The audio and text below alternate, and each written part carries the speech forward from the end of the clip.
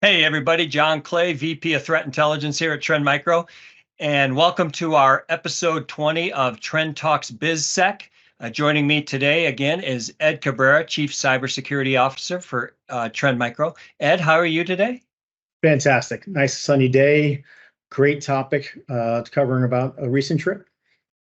Ed, it's raining here, so not the best day, but the Nuggets defeated the Miami Heat last night, so I'm pretty happy living Oh, in Colorado here. We're oh. not going to go into that, folks, but it's a sore Please don't. subject with Ed right now. But in any case, hey, Ed, you had to go to Europe just recently, and you spoke at a NATO conference, and I think talking about what you did there and some of the things that you found out might help our audience understand some of the big picture of what we're dealing with in the world today. So why don't you give us a kind of a synopsis of what happened over there?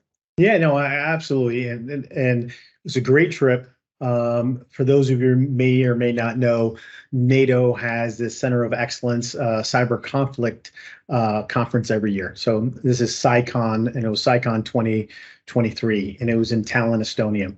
So it's usually where some great minds come together to really understand security from all levels, cyber and physical, right, from a NATO perspective. And it was a great honor for us to be able to attend, but also participate and present. And so what I presented on actually is this growing challenge, not only for obviously maritime ports and seaports, but it's this challenge of real-time risk assessment. And so what we did is really presented on what we were seeing around seaports and the challenges therein. A lot of people don't understand that seaports are like mini cities. You have multi-tenants, you have different infrastructure, you have different missions and objectives, be it public and be it private. It is huge amounts of activity that happens on a yearly basis. So to give you a little bit of an idea, there's over 11 a billion tons of goods that are actually traverse all ports throughout the globe.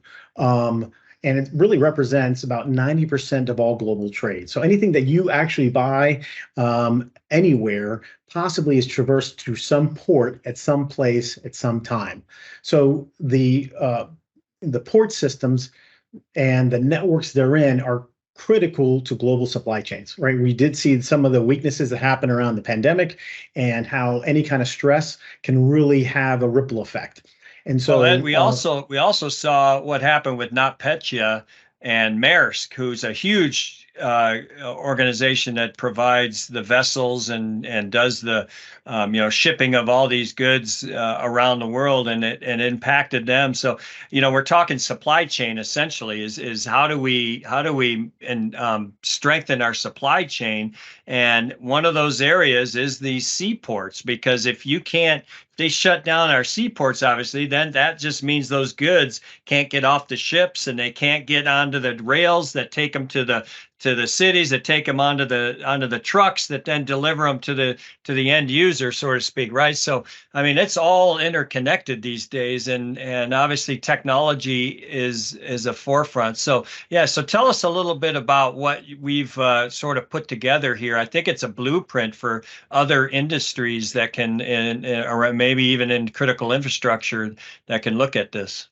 yeah, so the challenge here, as you said, right, there's been attacks and growing attacks on maritime, right, from 2018 on Maersk, like you mentioned.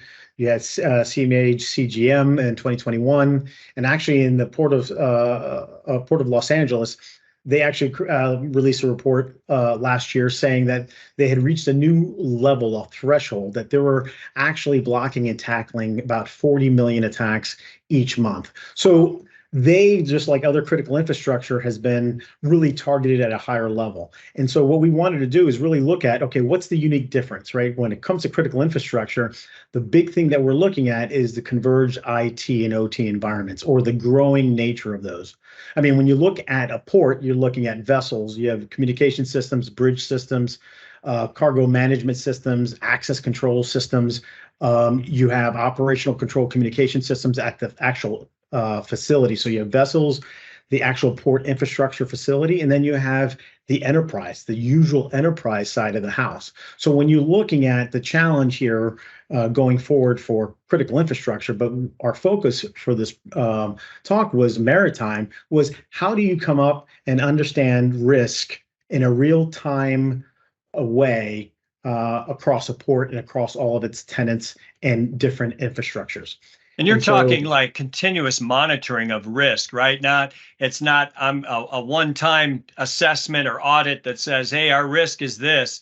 You have to have it constantly working, right? Because obviously the ships don't stop. Oh, absolutely. And then you can actually, I mean, there is this constant flow of vessels. So when you look at it, the risk sort of profile of a port is constantly changing, not only from the cargo that it comes in, but the vessels that dock. So it is a dynamic nature of risk that can't be just assessed once a year, which is really the way we do things in our industry. We need to have this continuous assessment of risk across all assets, users, which could be port operators, it could be crane operators, you name it, not just your regular user or enterprise user. So this is a challenge. And what, to take it to the next step, so the current state of sort of cybersecurity at ports suffer a lot of problems, right? They have a siloed approach. You have the traditional IT and OT.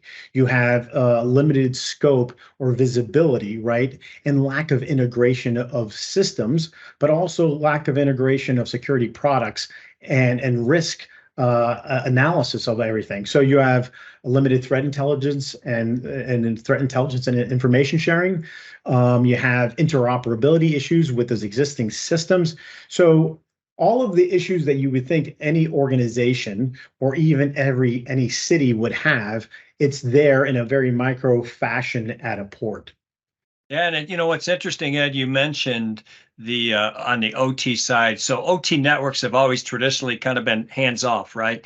Or segmented from the other parts of the business. And reality is with the newer technology that are coming into these, they have to have continuous monitoring. They want remote access so they can do remote monitoring. They can do remote troubleshooting. They can do all of that. But you need access, right? So, and that's where I think we're starting to see these challenges. So I brought up NotPetya before, and the challenge with that was it was a worm and it spread everywhere. And that's what we're starting to see now with these OT networks that are starting to be connected, that these threats that are looking to spread are spreading into these networks and can cause havoc there as well. But what the interesting thing you mentioned, the risk, right? Risk, when you think about risk, it's people, process, technology. We always talk about those three, right?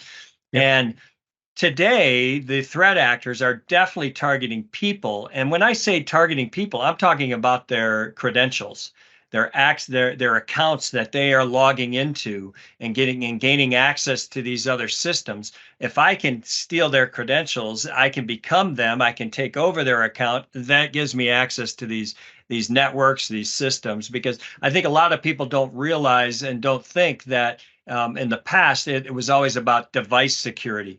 Device security is just one very small component of a whole overall risk area. So it's interesting you mentioned that, and I think we'll talk a little bit about this kind of this proof of concept that we're building for port security that can be applied to other industries and other types of systems, right?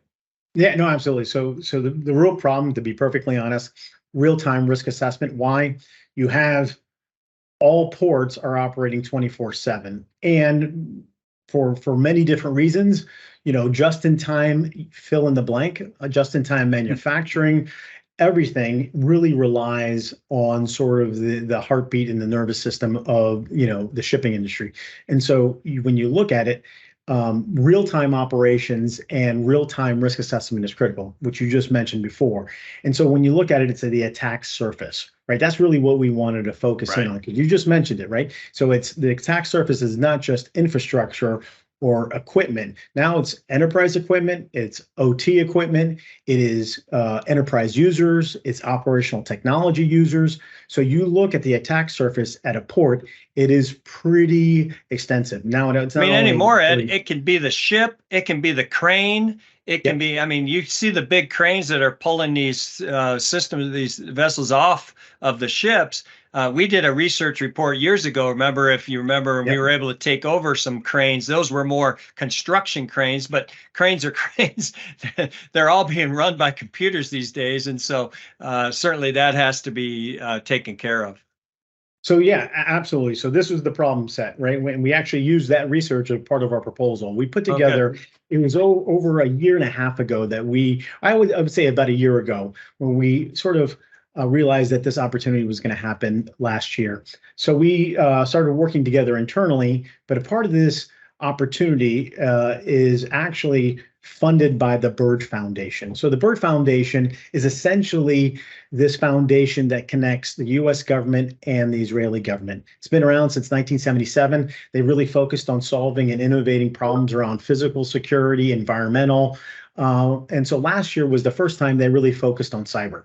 So that gave us the opportunity to really say, okay, how can we really take what we are doing now for our customers in a converged IT and OT environment, and how do we sort of then partner, as part of the agreement was partner with a Israeli startup company called Riskana. Fantastic company, great people. They've been doing external attack surface management for quite some time, and say, how do we develop a solution that it really leverages our OT and IT experience internally, but then also bring in the outside looking in. So us inside looking out from the port, and then with them on the outside looking in, really looking at the complete attack surface, meaning supply chain, third-party vendors, anyone who actually resides from an organization or people or person at these ports.